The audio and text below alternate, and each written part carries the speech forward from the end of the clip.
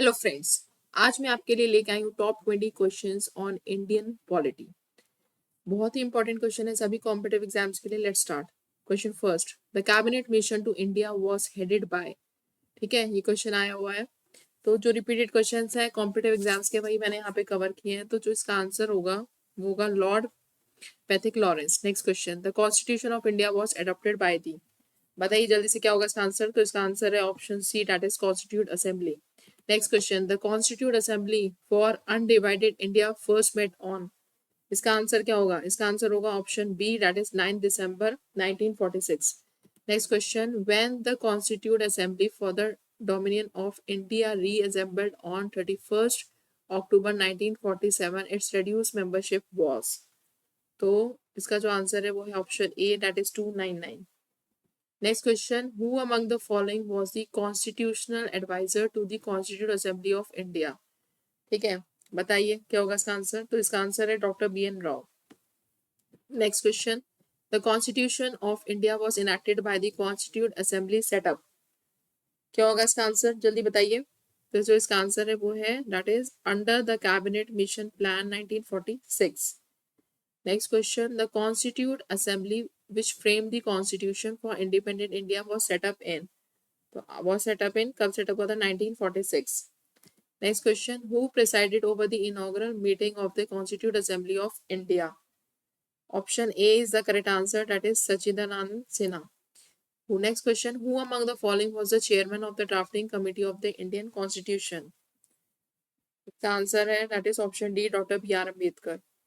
Next question, the Indian constitution establish a secular state meaning. क्या भाई meaning है, चार ऑप्शन है आपके सामने।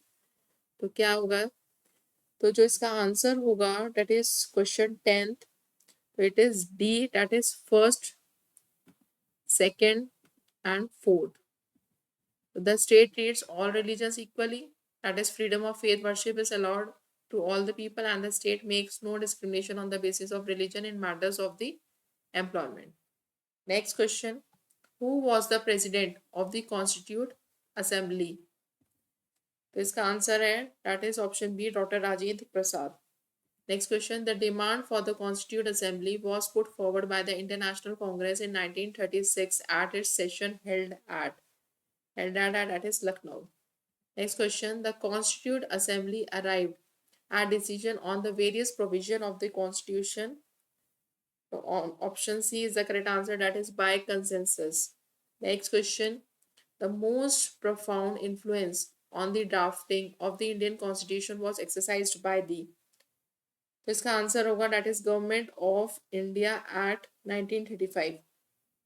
Next question, the crown took the Government of India into its own hands by। तो इसका जो आंसर है वो है option B, that is Government of India Act 1858। Next question, which one of the following statement is correct? तो ये question आया हुआ है ऑलरेडी। तो the constitute assembly of India was elected by the provincial assemblies in the year 1946। Option A is the correct answer. Next, which of the following proved to be the shortest lived of all the British constitutional experiments in India? तो जो इसका answer है वो है option B, that is Indian council act 1909। Next question, which one of the following acts formally introduced the principles of election for the first time? Important question है भाई, ये बहुत ही इंपॉर्टेंट है, मार्क करें इसको इंपॉर्टेंट। तो जो इसका आंसर होगा वो होगा that is Indian council act 1909। Next question, which of the following statements are not correct about the objective resolution. कौन सा भाई वो नहीं है, चार आपके पास ऑप्शंस हैं, पढ़िए इनको। It is move by Jawaharlal Nehru in the constituent assembly, it called for just rights for minorities, it formed the basis for the chapter of fundamental rights, and it is called the establishment of a socialist and secular polity। तो जो इसका correct answer होगा भाई तो वो है third and fourth. तो ये आपके करेक्ट नहीं है अबाउट द ऑब्जेक्टिव रेजोल्यूशंस। तो जो थर्ड और फोर्थ हैं, ये वाली दोनों स्टेटमेंट, ये आपकी these are not correct about the objective resolution. Next question, which of the following act gave representation to Indians for the first time in the legislature? तो जो इसका आंसर होगा वो होगा option C, that is government of India act 1935। कल फिर मिलते हैं 6 बजे। जिसने भी चैनल को सब्सक्राइब नहीं किया है, जो भी स्टूडेंट्स प्रिपरेशन कर रहे हैं, चैनल को सब्सक्राइब कर लें। डेली 6 बजे क्विज आता है। Thank you for watching.